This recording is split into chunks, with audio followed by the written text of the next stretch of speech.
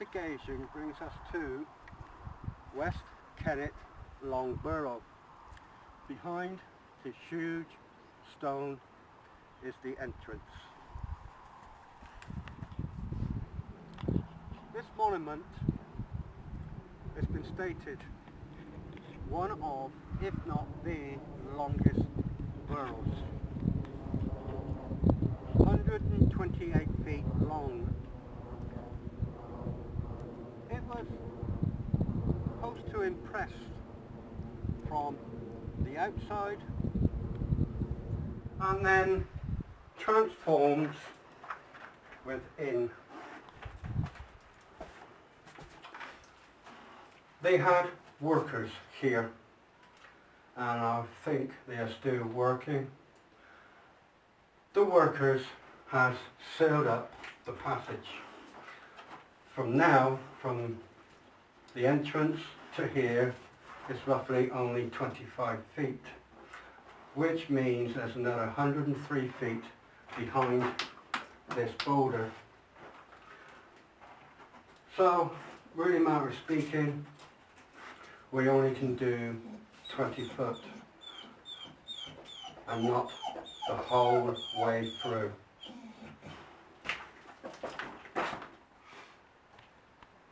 Shamans used to come and sit, meditate. Sometimes they would even play drums to contact the ancestors. Shamanism is the oldest spiritual path, and it is still going to this day. This chamber housed 3 skeletons. The 3 skeletons, has been stated, could have been for the same family, because there was a man and a woman with a very small child.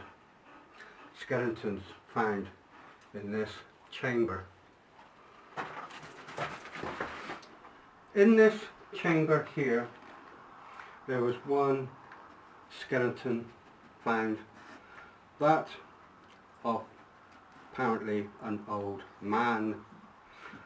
We will be leaving this chamber alone tonight. The reason for this being, just up there, sitting quite happily, there are 5 blue ticks. So we do not want to disturb these during the space of the night. Over there is the hill that has been stated, Salisbury Hill. When the Romans invaded England, on top of the mound was a village of Celtic people. Romans captured the hill, but the Celtic people met their deaths by Roman swords.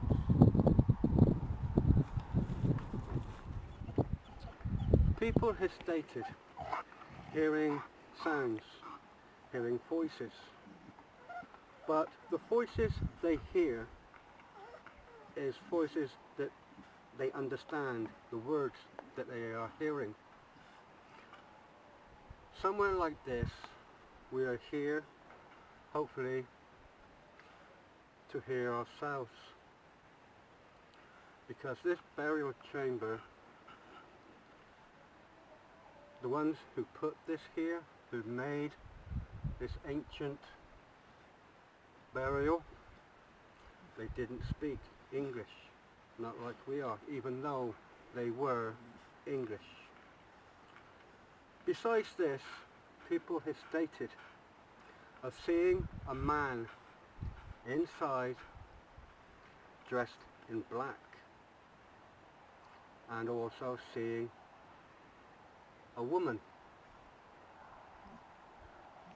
standing looking to the floor in one of the chambers. There are strange things that happens in here that people have stated also. Being touched. Not touched on the arms or the face,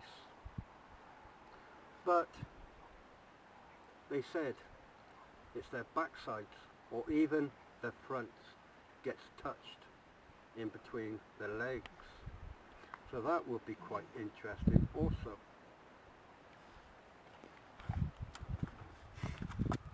Either side of me here, two more chambers. The chamber this side, this chamber housed two skeletons, but the two skeletons was actually two young girls. This side housed just the one skeleton, and apparently this house a very, very old man.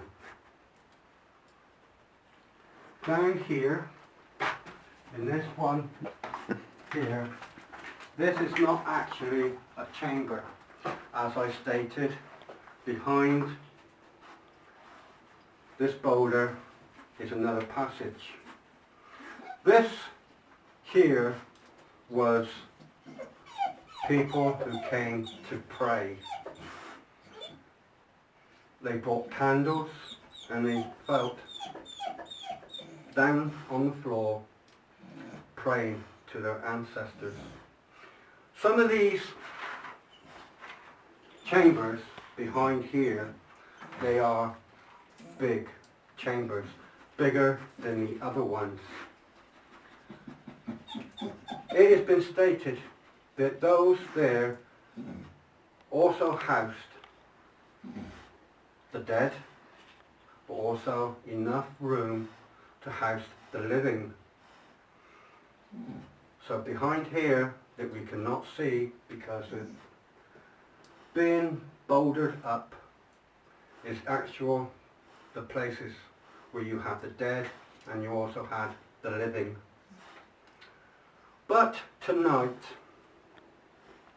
we are going to do something that we have not done before. And here, in here, we are going to use two new things that we've never ever done before on a paranormal. We are going to use scents. We're going to sprinkle it all around and then just put them in the rocks. But the biggest thing that we are going to do, we are going to use a Ouija board. We know how to use it. We know we've got to say goodbye and put the pointer actually on goodbye. And we're hoping any spirits in here during space and night, when we start doing this, we will be able to have the board telling us. Stephen is going to write down what the letters will say. We will be using two cameras. The camera what Stephen is on now, and also another camera looking down on the board showing the letters. So, happy hauntings everyone.